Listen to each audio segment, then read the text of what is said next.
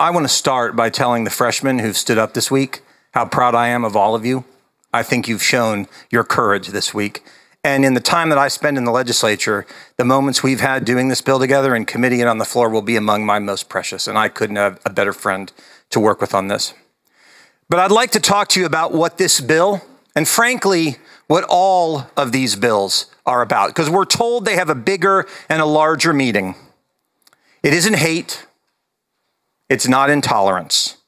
My sons, Jacob and David, get affirmed every day. Wendy and I love them, and we care for them, and we protect them as fiercely from evil as we can. Some of you have made that task a little harder over the last week. So David was curious about what I was doing this week. He asked me what I did yesterday. I tried to tell him in a delicate and age-appropriate way as I could. And then it struck me. There isn't an age-appropriate way to explain puberty blockers to an 11-year-old, or top surgery, or why it's normal for a man to dress like a woman.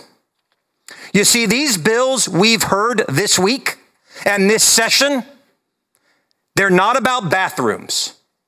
They're not about books. They're not about pride parades. They're not about pronouns. They're not about blocking puberty. They are not about cutting off body parts. These bills are about something much larger.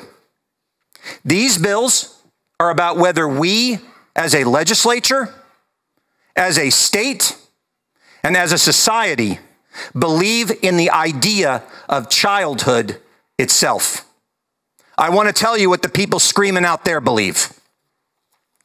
They believe that an 8-year-old should have to keep track of 70 different pronouns that their teachers might choose. They believe that a 9-year-old should have access to books at school about sex. They believe that a 10-year-old should be able to get an abortion without talking to a parent. They believe that an 11-year-old should be able to go to a sexual performance of a man dressed like a woman. They believe that a 12-year-old should be used as a test subject in some kind of gruesome drug trial, and they believe that a 13-year-old should be able to have her breasts cut off.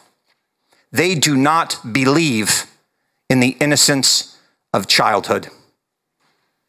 They believe this, and then they wonder why we have record levels of depression and mental health issues with our children. They believe this, and then they ask why so many child suicides have skyrocketed. They believe this, and then they ask why children shoot up schools. It's because we have failed our children, all of them. We have failed to give them the ultimate gender-affirming care, to affirm they are creatures of God made in his image, that they were made the way they are, and there's absolutely nothing wrong with it. God doesn't make mistakes. I heard that from the back rows.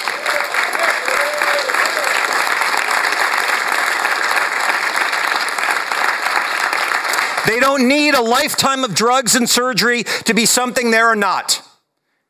We have failed to teach our children there is right and wrong in this world, that values matter, that there is a God. We have failed our children. We have failed to fight for them. Members, they are begging us to help them. I agree with the back rows on one thing.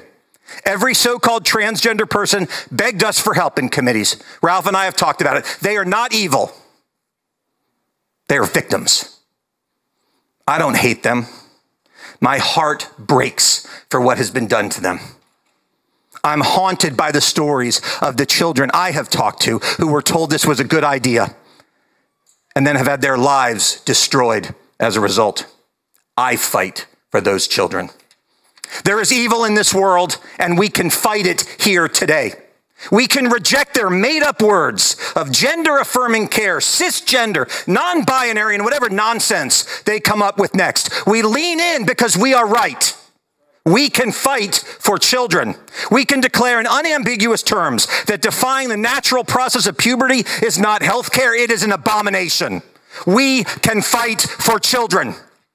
We can declare, and we should scream it from the rooftops, as loud as they are out there, that mutilating a child to remove perfectly healthy organs is not health care, it is butchery.